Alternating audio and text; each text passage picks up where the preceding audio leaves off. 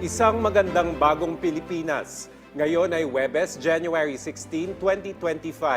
Diretsahang usapan ang mahalagang issue sa bansa, kasama ang kinatawan ng mga ahensya ng pamahalaan. Mula sa Presidential Communications Office, ako po si Joey Villarama. Mula rin sa Presidential Communications Office, ako po si Weng Hidalgo.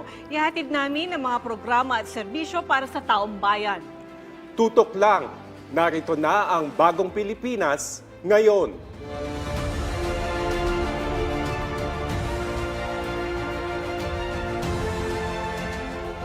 Hindi malilimutan ang hinarap ng ating bansa noong pandemya. Kaya naman isa sa mga prioridad ng administrasyon ni Pangulong Ferdinand R. Marcos Jr. ang sektor ng kalusugan ng bansa. Kaya naman pag-usapan natin ang kanilang mga programa. Nagalaw, nailipat sa ibang mga lugar at overall, pinakamataas na budget ang nakuha ng Department of Health sa history nito, 158 billion pesos. In fact, sa panahon ni President BBM, mataas na talaga, 188 noong nauna siya, tapos naging 215 at ngayon 250 plus. So technically, talagang kung ano yung sinasabi niyang huwag kayong mag-alala sa kalusugan, nilalagay niya talaga ng budget. And hindi lang yun, may mga budget pa for construction sa mga legacy project ni BBM na nasa DPWH. Ito yung mga cancer center, mga children center na nasa iba't ibang lugar ng Pilipinas. So malaki talaga ang, what can I say? BBM is putting money where his mouth is. Pag sinabi niyang dagdagan ng kalusugan, dinagdagan niya rin ang pondo ko. So sir, ano naman po yung notable milestones na natupad ng Department of Health sa ilalim ng inyong pamumuno, knowing na hindi naman po yung, kumbaga pagpasok ng administrasyon ni Pangulong Marcos, meron pong acting health Correct. secretary. So nung pagpasok po ninyo, ano po yung milestones po? Sige. So, nanggaling tayo sa pandemya. So, nakatutok lahat ng tao sa COVID-19. At nung pumasok ako, ang dami na palang iba't ibang problema. So, gumawa kami ng 8 priority outcome goals sa Department of Health. At kasama dyan yung immunization, nutrition, safe water, wash, sanitation, hygiene, maternal mortality, yung mga buntis, yung TB, HIV, at saka hepatitis, including yung road safety, yung mga na-injure sa motorsiklo, yung hypertension, diabetes, and mental health and cancer. And then digitalization ng health system natin. So nakatuon kami dito, pumokus kami sa 3 pillar. Health promotion, yung keeping yourself healthy, disease prevention, yung mga bakuna at things that will make you safer. Pangalawa, acute care, yung emergency care. And pangatlo, women's health. So itong mga natutukan ko. At napatakbo namin, mamaya pag-usapan siguro natin, may nakita ko sa ating script na merong bukas centers, yung bagong urgent care and ambulatory centers. Meron ding binigay sa aking pondo si President last year na naipamigay nating primary care, mobile primary care buses na ibinigay sa lahat ng probinsya. 83 buses po ito. And then nag-launch ako ng tinatawag na Purok Kalusugan, which is paliwanag din natin later, yung population health sa talagang purok, yung pinakamababa, ay mababa pa sa barangay. Barangay ang smallest unit of government. Pero sabi ko, puntahan natin purok by purok, family by family, para ramdam ng mamamayan ang kalusugan. Doon sa nabanggit nyo, Sec, na 8 priorities, sa 2024, ano talaga yung masasabi nyong natutukan ninyo doon sa 8 priorities na yun? So yung primary care, yun nga, yung acute care and disease prevention. So meron kaming outbreak sa BARM noon ng measles dahil napakababa ng nahinto namin yon sa BARM at tumaas yung vaccination natin ng measles at rubella to 85% from a low of 40+% lang sa BARM. Pertussis, nagka-outbreak din. And then, na-improve natin yung primary care. Yung bukas, yung bagong urgent care and ambulatory services center, ang nangyari doon, na decongest yung mga ospital na napakahaba ng pila. So nagkaroon tayo ng mga units na malapit sa komunidad nila, doon na sila magpapatingin. So sir, nabanggit niyo na po yung bukas, ano? So gaano po ito ka-effective at saka ilan pa pong bukas centers yung bubuksan at ilan na po ba yung nabuksan una-una? Alam niyo, nung nilaunch ko to noong January last yeag, sabi ko, tayo ng 28 bukas centers for the 28 million poorest by 2028. Nag-umpisa kami, nagtayo kami, nag-reprogram kami ng isang building na community hospital in March 6. And nagulat ako, by end of, ito, like this end of, ito lang recently, 43 na ang operational sa buong bansa. Sa Luzon, Visayas, and Mindanao. Blockbuster talaga, Weng. Kasi, outpatient pala ang hinahanap ng karamihang kababayan natin. At pumupunta pa sila sa regional hospital para magpa-x-ray, magpa-lab. Nakita ko to dahil may project si First Lady, yung Lab for All. Sabi ko, ba't ganito? Ang daming pumipila, nagpapalab. So, sabi ko, how do I institutionalize this? Sabi ko dun sa unang center, community hospital, di mapatakbo nung Santo Tomas, Pampanga Mayor, municipal, class 4 municipal. Sabi ko, tanggalin mo nga yung kama, lagyan na lang natin ng mga diagnostic equipment. Blockbuster. Kasi 2 hours to travel to JB Lingad, which is in San Fernando na hospital ng DOH. So, na-replicate namin yon. Tuloy-tuloy yung pag-open ng mga, yung isang bukas center, yung Santo Tomas, parang 30,000 patients na ina-serve nila noong October. Ano po ba yung services na pwedeng i-avail sa bukas? So sa bukas, nandoon ang primary care services. So meron tayong konsulta, libre yung konsulta at yung konsulta package ng PhilHealth. May bakunahan tayo doon. Merong ambulatory surgery, yung hindi mo na kailangan ma-ospital. So yung ibang katarata doon na inooperahan, yung mga bukol na under local anesthesia, doon na merong programa para sa antenatal care, mga buntis. May programa sa bata, may programa kami sa nutrition. At iba-iba yung mga screening, cancer screening. Na-connect nung bukas center namin, yung mga barangay health worker, tabi, meron kaming cancer screening ngayong weekend dito sa bukas. Datingan lahat, na-ultrasound lahat ng babae, tapos dinadala sa hospital. Tapos open siya from 6 a.m. to 10 p.m. So dati, pupunta ka sa outpatient ng malaking ospital, 8 to 5 lang yan. At pagka mahaba na listahan, baka pabalikin ka. Dito, naglalakad lang sila o nagta-tricycle lang sila, may doktor na. So, nilagay ko yung mga family and community medicine doctors doon at yung emergency medicine doctors doon sa urgent care. So, isipin mo, alas 6, yung isang nanay, madadala niya na yung anak niya, patingnan. In less than an hour, may reseta na yun, na x-ray na and everything. Tapos baka kapasok pa siya at 9 o'clock. Kung daily income earner siya, blockbuster talaga. Kung pumunta ka sa big regional hospital, hindi ka papansinin doon for ubos-ipon. Kasi may ibang mas serious. Maghihintay ka ng ilang oras until may malibreng doktor. Yung mga healthcare workers na nandito sa Bukas Center, sa From the example, regional sila- hospital. Regional hospital. So meron kaming in-establish noon, 10 years ago, all DOH hospitals magkaroon ng residency program or specialization in family and community medicine. Sabi ko, yung family community medicine doctors natin, yan ang ilagay natin dun sa bukas. And happy sila. So, yun napapractice nila yung specialization nila, which is family and community medicine. So, family health, nutrition, para sa matatanda. Doon din kami nagbabakuna ng mga flu vaccine sa matatanda. So, nilapit talaga yung serbisyo. Sabi kasi sa akin ni President yun ilapit mo yung serbisyo sa mga tao. Kasi he was a former governor. So, alam niya rin yan na pag ang DOH nasa central office lang at regional office, hindi ramdam ng mga tao yan. So, diretso tayo sa services. Sir, nabanggit niyo yung Bukas Centers. Meron naman pong puro kalusugan Okay. center. So ano po yan at ilan po ang operational So, sa ngayon? After na, itong bukas, inutos ko to sa mga hospital director. I have 87 hospitals. And now I have 43 functional bukas centers run by 87. experienced hospital directors. Kaya laging may equipment yan, may personnel. Sabi ko, dapat yung mga regional director ko, mapagalaw ko rin. So naisip ko, ano bang ginagawa ng regional director? Ito yung population health. Yung sa hospital, individual-based care. Yung population health, nutrition program, TB program, reproductive health, elderly care. So yun naman, ang sabi ko, inutos ko, it's important na pumupunta tayo purok by purok, house to house. So wala siyang unit. So pinamobilize ko yung public health workers namin para mag-partner with barangay health workers and local municipal doctors para ma-implementa yung mga program na meron kami. For example, bakunahan ng bata. Sa purok, alam nung purok leader kung sino yung mga bata. So kung gusto ko magbakuna, let's say, alam ko na kaagad kung sino yung batang hindi pa nabakunahan. Pag may buntis, asan yung mga buntis, alam na kaagad ni purok leader kung sino yung mga nanay na buntis. And then we can provide nutrition advice, vaccination, lahat ng services ng Anong difference nito, Sec, dun sa, kasi sa ilang barangay may health center. Correct. So, ano yung difference niya? So as you very well know, in 92, we devolved our healthcare system and gave it to our local chief executive. So yung mga health center, patakbo yan ng municipal mayors.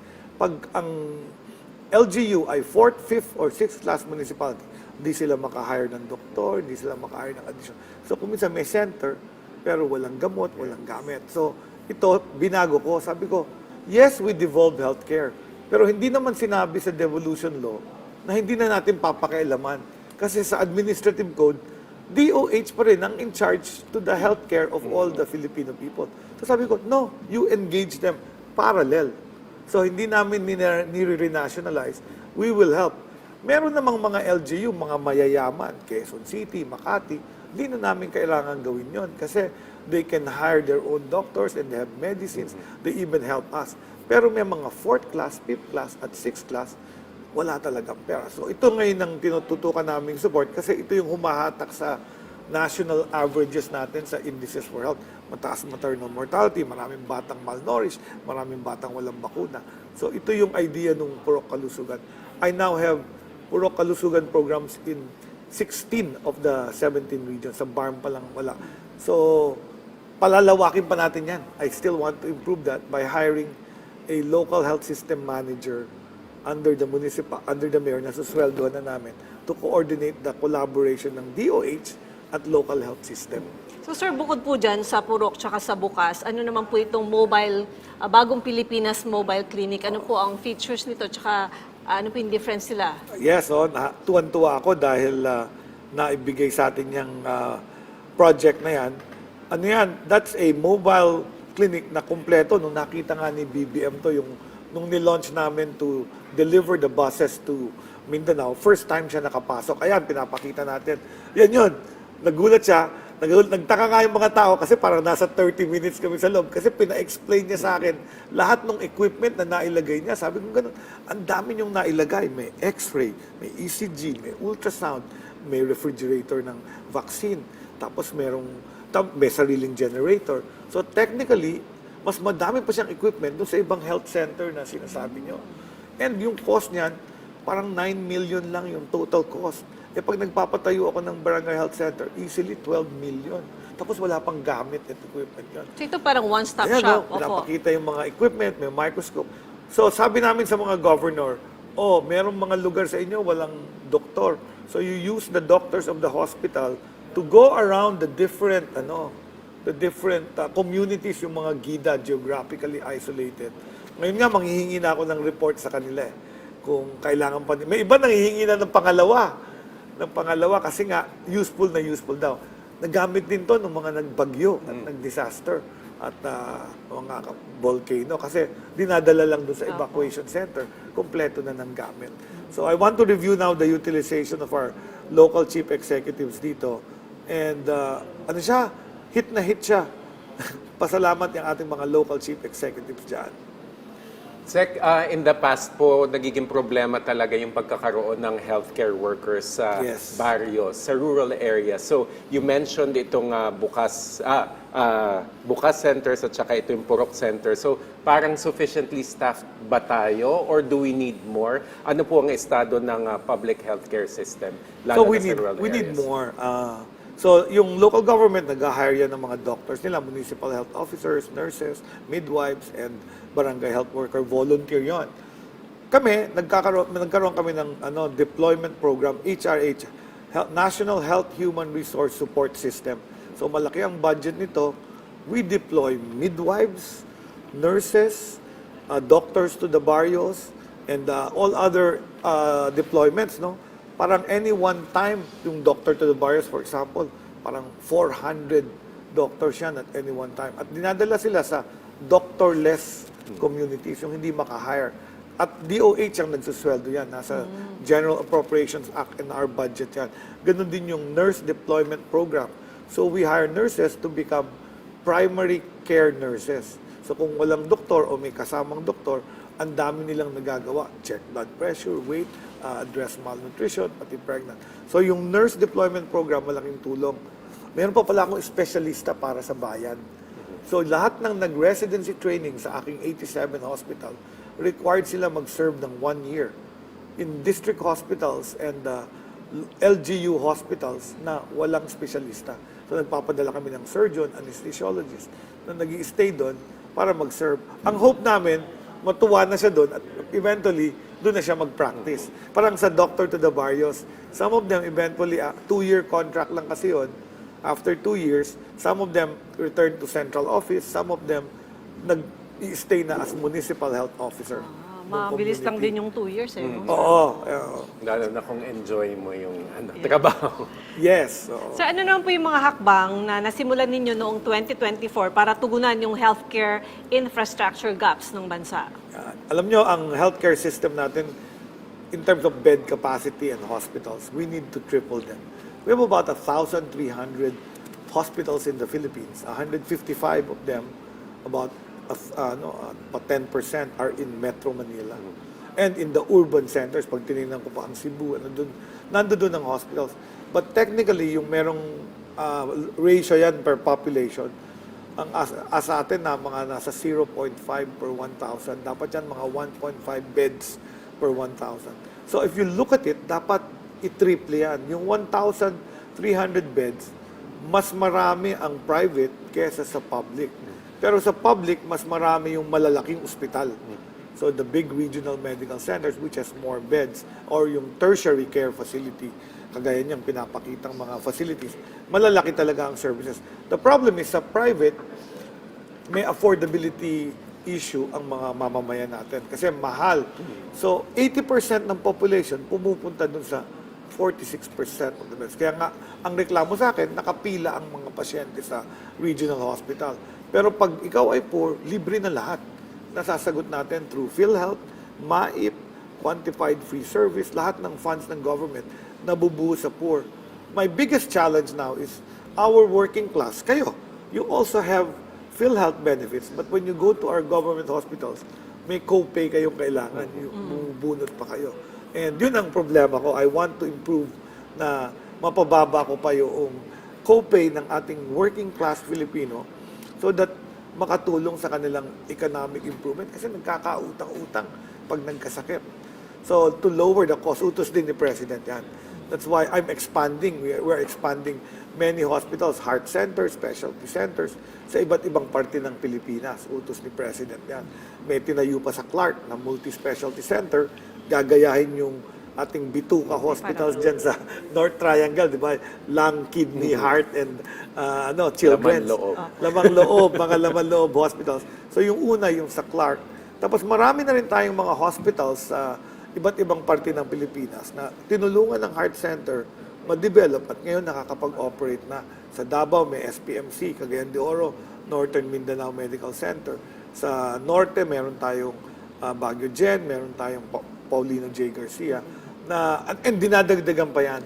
So, that's a long-term problem. And I'm happy naman na ang budgets are being given. Ang tawag dito, legacy projects of the President. Meron tayong cancer center na tinatayo. Meron multi-specialty center sa Clark. Hopefully, makat namin ni President BBM yung ribbon yan, at least kahit mapakita lang sa tao na. But all of those are under construction now and funded. Nasa DPWH yung funding nila. So yan po yun sa, i-follow up Yung lang po mga yun sa specialty infrastructure. centers. Yes, Yung specialized specialty hospitals. Correct. Hindi lang po ba yan dito sa Metro Manila, di ba, ang gusto ng Presidente sa iba't ibang lugar sa Yes. Pilipinas para hindi naluluwas ng Maynila. Yung mga Correct. may sakit sa puso, may cancer. Kumusta na po ba yung mga yun? So, madami na kaming natayo. About 100 plus, 106 na yata yung operational. And there are about 200 more. Sa Bicol, sa Western Visayas. So, yung regional hospitals namin, maraming lupa. So, yun yung pinopondo, nilalagyan ng heart center, nilalagyan ng kidney center.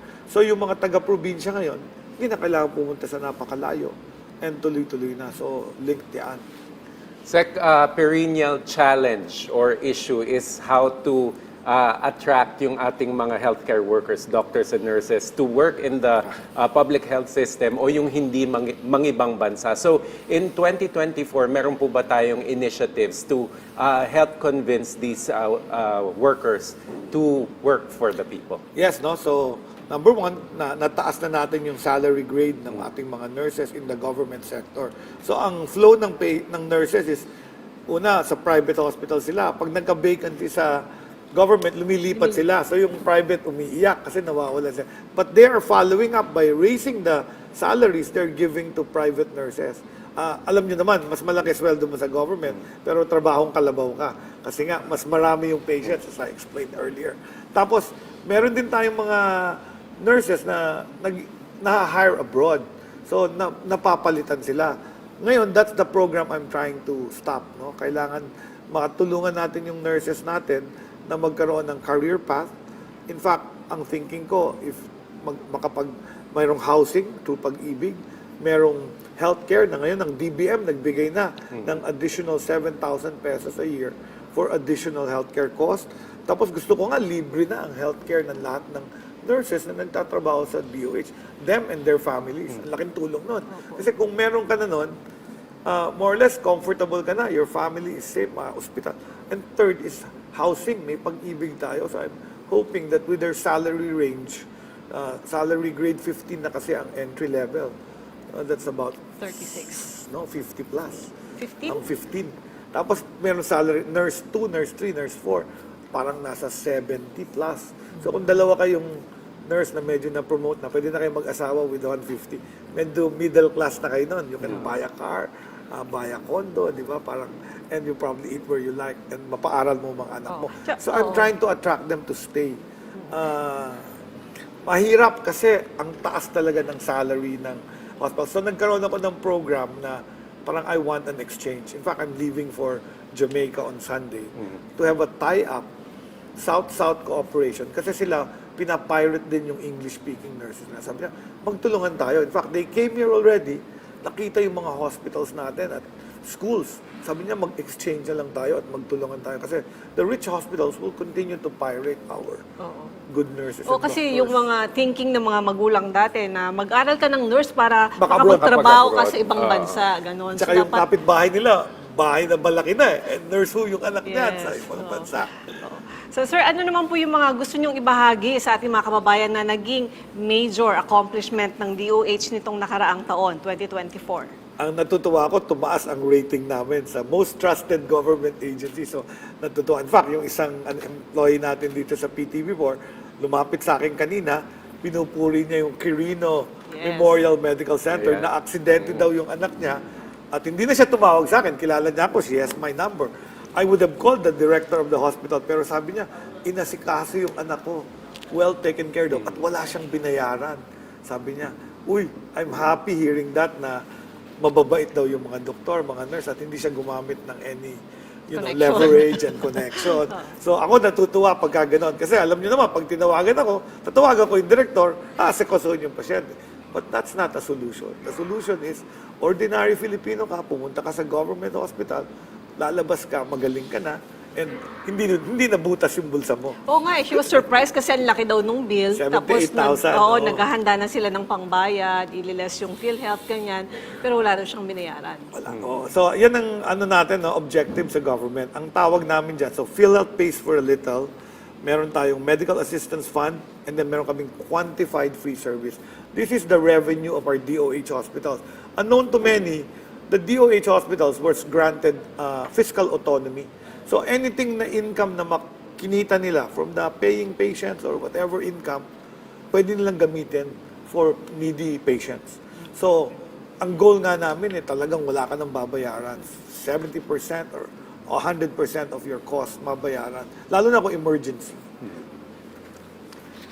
Sa ating pagbabalik, pag-uusapan naman natin ng iba pang mga programang pangkalusugan ng Department of Health. Kasama pa rin si Secretary Ted Herbosa. Manatiling nakatutok, magbabalik pa rin ang Bagong Pilipinas ngayon.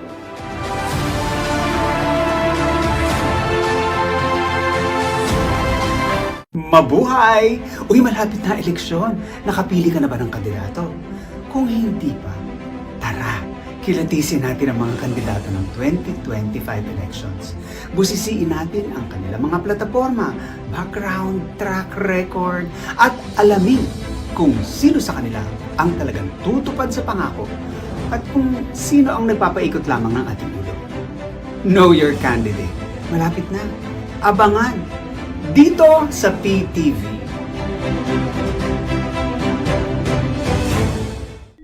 PTV Consumer Watch, bantay presyo sa gasolina.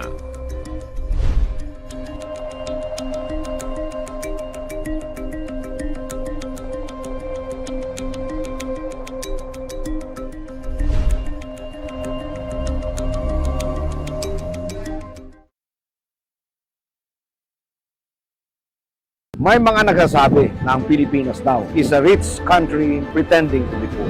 Siguro hindi tama yun. We are actually a rich country which do not realize that we are rich. Mga kaibigan, samahan niyo po ako ng ating Tuklas Yaman.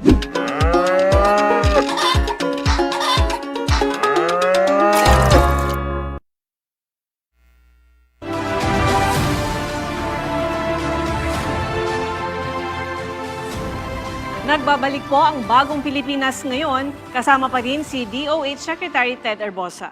Secretary, ano po yung malalaking hamon sa healthcare system ng bansa ang gusto nyong tutukan ngayong 2025? Ang unang-una yung primary healthcare, no? Yung very important, magkaroon ng access lahat ng Pilipino sa affordable quality healthcare. Yan ang pangako ng Universal Healthcare Act. Isang batas na ninalayon na lahat ng Pilipino may access sa appropriate care at the appropriate time. So ang problema natin, naka-6 na taon na, that was passed in 2019. Nagka-COVID ng 3 taon, 2020 hanggang 2022, 23, 4 years. Nasa gitna na tayo nung 10-year life nito and I need to improve this. So yan ang unang-unang hamon, yung primary care sa mga malalayong lugar, yung mga geographically isolated, yung ating mga mahihirap na medyo hindi maganda ang health literacy, hindi na alam what to do pag nagkakasakit ng kanilang mga anak. So number one yan. Number two, gustong tutukan, yung nutrition. I noticed that we have been in the past, lagi tayong reactionary. Ang patawag nga nila, Department of Health and Illness. Diba lahat ng programa natin nakatutok. And when I say, dapat tutukan ng nutrition, if you talk about two things, nung Ligtas Christmas, sabi ko, tamang pagkain, ehersisyo, at disiplina sa katawan. Enough sleep, bawal manigarilyo, mag-drugs, mag-alcohol, mag-vape. If we follow those, our own contribution to healthcare, yung ambag ng each individual, that they're healthy, they eat well, panggang Pinoy, lots of vegetables and protein and hindi overeating, you will be healthy and your immune system will be stronger. I'll just give you vaccines to prevent you. Ito yung Joey, yung ginawa ng Costa Rica, yung Blue Zone. They discovered countries that were poor, yet their life expectancy was very long. So nung inaral ito in that movie sa isang cable channel, na-discover ko, they didn't build big hospitals. They just went house to house and improved the nutrition of mothers, of children, of elderly, and then gave vaccines. So yung two ang finokus nila, mababa tayo pareho. Promotion of lifestyle lang. Health promotion and disease prevention. Alinsunod din to sa sinabi ng Pangulo ng Martes na i-shift natin yung ating focus from cure to prevention. Kasi pag-usapan namin, an ounce of prevention is better than a pound of cure. Sabi ni President, totoo naman, talagang our President is a health buff. He's more fit than I am actually. So, nakikriticize nga ako at nababody shame ako for being on the high BMI side. But yun ang focus, no? We improve health literacy at nilapitan ko na rin si Secretary Angara dito so that bata pa lang ma-exercise natin. I went to the United Arab Emirates. They have a program to diagnose children who are obese. From the time, meron din tayong obesity problem in childhood. Ito yung nagkakaroon ng hypertension pagdating ng adulthood. So, yan ang mga big problem natin. TB is also a big problem in the country. HIV in the young is also a big problem. So, diyan kami mga nakatutok. Ayan, nabanggit natin yung mga sakit. Ano po ang status o kamusta po ang kaso ng human metapneumovirus, monkeypox, pneumonia at dengue sa bansa at paano ito ngayon tinutugunan ng DOH? Wonderful. So yung human metapneumovirus, dati ng virus, in fact, we monitor that under our diseases called influenza-like illnesses. We probably diagnose about 100 plus every year. And they usually happen sa young children, self-limiting siya. Siyempre, of course, bago na naman sa social media, akala ng tao, nakakatakot. It's new name for them, but it's an old name for us as one of the causes of influenza-like illness. Ano ba yung influenza? Trangkaso. yung parang magkasakit ka 2-3 araw, magaling ka na. So ito yon, and some of our children get infected with this. Yun nga, meron kaming confirmed reports of this in the country years ago pa. So talagang kasama to sa binibigyan. Wala naman tayong sudden increase in the country. Doon sa Northern Hemisphere, in the winter countries, tumaas talaga ang respiratory illness nila. So tayo, minomonitor natin yung nangyayari doon. Hindi pa naman sila nag-declare ng outbreak, so we're good with that. Pangalawa, yung dengue, yung monkeypox. So yung monkeypox, luckily monkeypox doesn't spread that fast. Yung monkeypox, by contact, intimate contact. So nag-create na ako ng task force dyan, nakamonitor kami, education and campaign. Ang scary part is most of the people we diagnosed with monkeypox ay yun ding mga nagkakaroon ng HIV. So yun yung community, yung key population na ina-address namin. So it's become our trigger disease for testing people for HIV. So, pero ano din yan, self-limiting. Wala kayo nadinig na may namatay na monkeypox pero may HIV din siya. So ang kinamatay niya talaga is advanced HIV. Pero may monkeypox pa tayo ngayon dito. Meron pa rin. We get 1 or 2 cases na nare-report occasionally. Pero hininto ko na rin yung public counting. Kasi nai-stress yung mga tao dun sa public counting. So sabi ko, hindi. Basta everybody knows what to do. So dengue, tumaas. Kasi suddenly, La Nina ba tayo? Maulan. Yes. Maulan. So baka nung Pasko, nung December, party-party tayo. Nakalimutan nilang maglinis ng paligid. Dumami yung lamok. Dumami rin ang dengue cases. So, reminder ko lang yan, bumibili kami ng mga insecticide para makontrol yung vector. So ito sir, may tanong tayo mula kay JC Cosico ng TV5. Ngayong nauuso ang influenza-like illness, kumusta po ang supply ng flu vaccine sa bansa? Dahil may ibang LGU daw po na ubus na at naghihintay ng supply from DOH. Okay. Meron tayong nabili na influenza. In fact, late yan. Alam mo, our flu season is during the rainy season. But because of problems in procurement, parang September na yata dumating yung deliveries namin. Na-distribute namin agad at luckily naubos ka agad. So maganda ang reception among our 60-year-olds and senior citizens. Kasi sila yung binibigyan namin. Kasi pag bata naman at nagka-flu, nagre-recover naman agad. Pero yung elderly na may ibang sakit, sila yung nagiging pneumonia, na-hospitalize. So sila binibigyan namin ng mabili. But we're procuring already. At least na-release na yung ating budget for 2025. May flu vaccines na naman tayong bibilin. And we will supply those na nagkukulang. Ano kasi, dinistribute yan eh. There are some regions mas mabilis makaubos. Ayoko naman kunin dun sa iba yung unused kasi ginagamit din nila yun. Estimated yun sa population nila. Sec, hot topic for the several weeks and days. PhilHealth. Okay. Paano po may ensure na tuloy-tuloy ang serbisyo ng PhilHealth given na zero po yung subsidy sa PhilHealth? Tandaan nyo, ang subsidy ng PhilHealth ay para sa indirect members. And that's about 53 billion premium payment ng mahihirap, mga senior at mga PWD. Hindi zero yung subsidy kasi technically, present ko nga sa President, may PAGCOR at PhilHealth pa. Nagbibigay pa rin ng subsidy. So, tuloy pa rin yon. And number 2, yung last year's budget of PhilHealth, as of November 30, 158 billion ang surplus.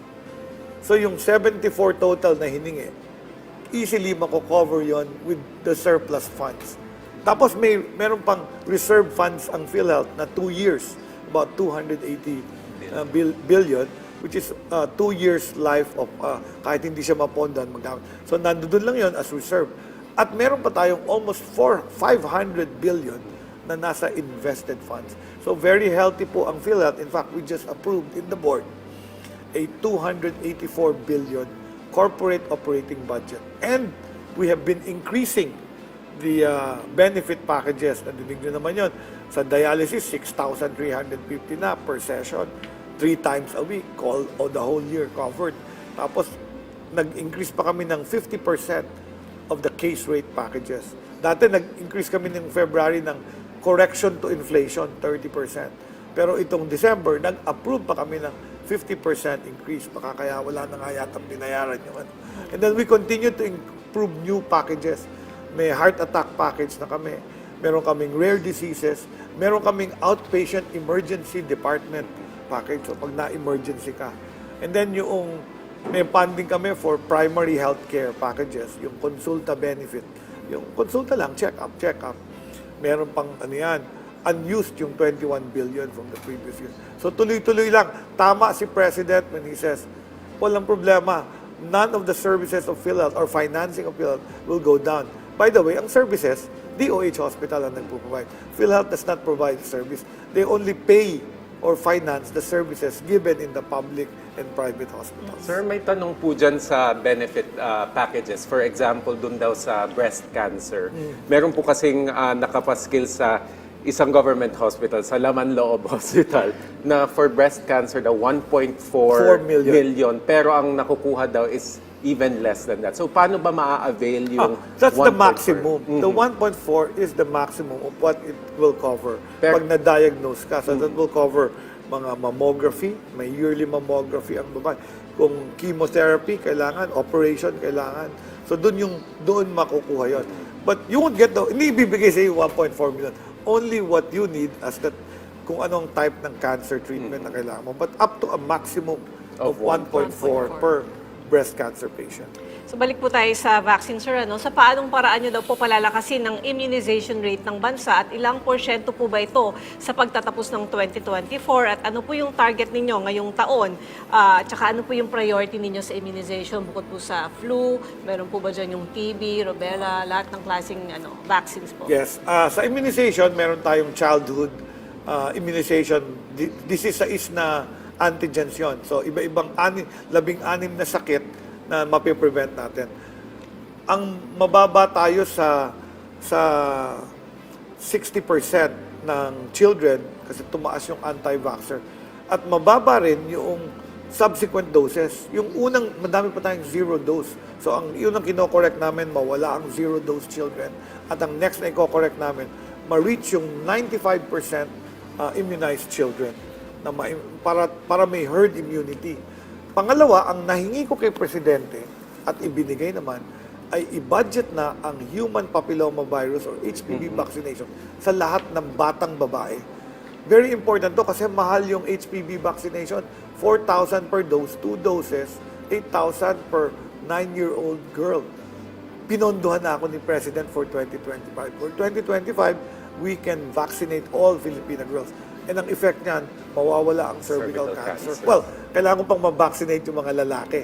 Kasi in other countries na napabagsak talaga nila yung cervical cancer, pati boys, binigyan na rin nila.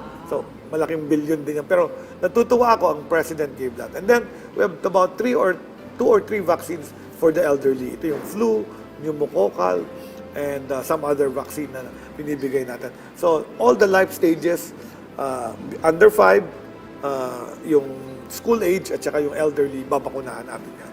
Okay. Alright. Maraming salamat po, Secretary Herbosa, sa mga ibinahagi niyong impormasyon mula sa DOH.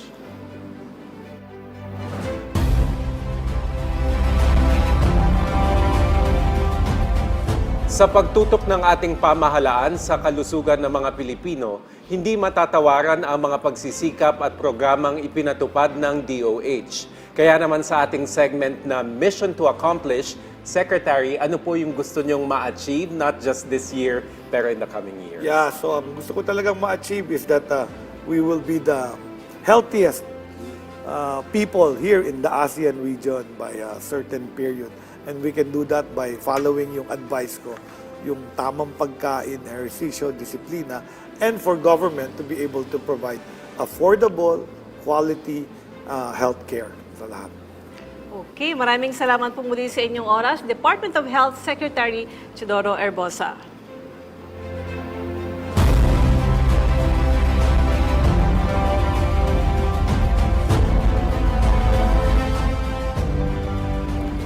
Samantala, ngayong CDC Day, ihahatid namin sa inyo ang mga programa at proyekto ng Clark Development Corporation para sa patuloy na pag-unlad ng Clark Freeport Zone tungo sa isang bagong Pilipinas. Pag-uusapan natin ang pagsusulong ng Clark Development Corporation ng pag-unlad sa personal at profesional na career ng mga empleyado ng CDC. Sa ulat ito ni Attorney Nicolette Henson.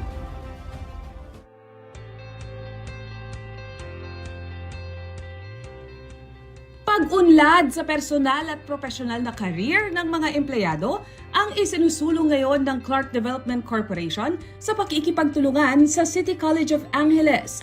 Kaugnay nito, sinimulan na ang unang araw ng libreng pag-aaral ng Scholarship Collaboration for Workers Engaging in Learning Advancement o Eskwela Program noong January 9. Binisita ni CDC President at CEO Attorney Agnes V.S.T. de Vanadera ang 25 empleyado na kukuha ng kursong Bachelor of Science in Entrepreneurship Program. Ayon kay Attorney de Vanadera, mahalaga ang programang ito upang magkaroon ng oportunidad ng mga empleyado upang umunlad sa kanilang mga larangan. I congratulate you for making the very big step. The decision is not easy, but it will be worth it. Because I know in my experience, all those who decide to enroll and study when they've started their career, it speaks differently of the person. They want to improve. They want to grow. Nagpahayag din ng suporta si CCA President Dr. Francisco Villanueva Jr. na binigyang diin ang kahalagahan ng patuloy na pag-aaral. We intend to going to continue with professional education para hindi tayo nagiging obsolete and we are at the forefront as knowledge workers. Samantala, labis naman ang pasasalamat ng ilang empleyado na kabilang sa unang batch ng eskwela program. I am very appreciative to CDC management, especially to our president, Attorney Agnes de Vanadera, for giving this opportunity to us. It's not for personal advancement. It's more a moral mission for me. I have 3 boys now, and I always emphasize to them the value of education. Thankful and grateful kami sa Clark Development Corporation dahil inoffer niya tong scholarship program na to sa eskwela. Siyempre nasa adjustment period. Pero siyempre kakayanin dahil sabi nga nila, isang bagay na dapat nating pahalagan na hindi nila makukuha sa atin, edukasyon. Maganda ma'am ang binigay niyang tulong sa amin, yung namin makatapos ng college kasi hindi ako nakatapos ng college, high school lang. Saka sa mga anak ko, pagmamalaki ko na nakatapos ako ng college. Sa CDC, pasalamat ako na binigyan kami ni ma'am ng gano'n na scholar na libre lang. Saka pipilitin namin na makatapos kami. Kasi malaking opportunity sa amin. Sinimula ng enrollment ng mga scholars noong December 10, 2024 na pinroseso ng CDC Human Resources Division kasama ang mga opisyal ng CCA, kabilang si Dean Amor Barba ng Institute of Business and Management. Matatanda ang nilagdaan ni na Attorney de Vanadera at Angeles City Mayor Carmelo Lazatin Jr.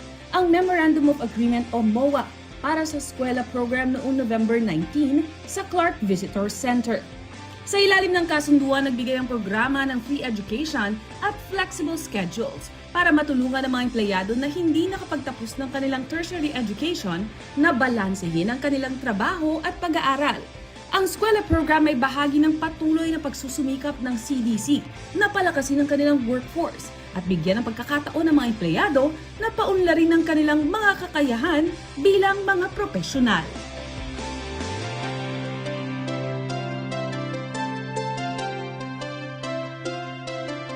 Abangan ang iba pang update at mga ipinagmamalaki ng Clark sa susunod na edisyon ng CDC dito sa Bagong Pilipinas.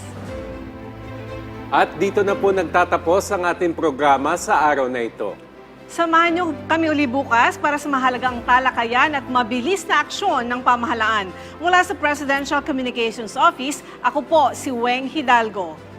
At mula rin sa Presidential Communications Office, ako po si Joey Villarama. Sama-sama tayo para sa isang bagong Pilipinas ngayon.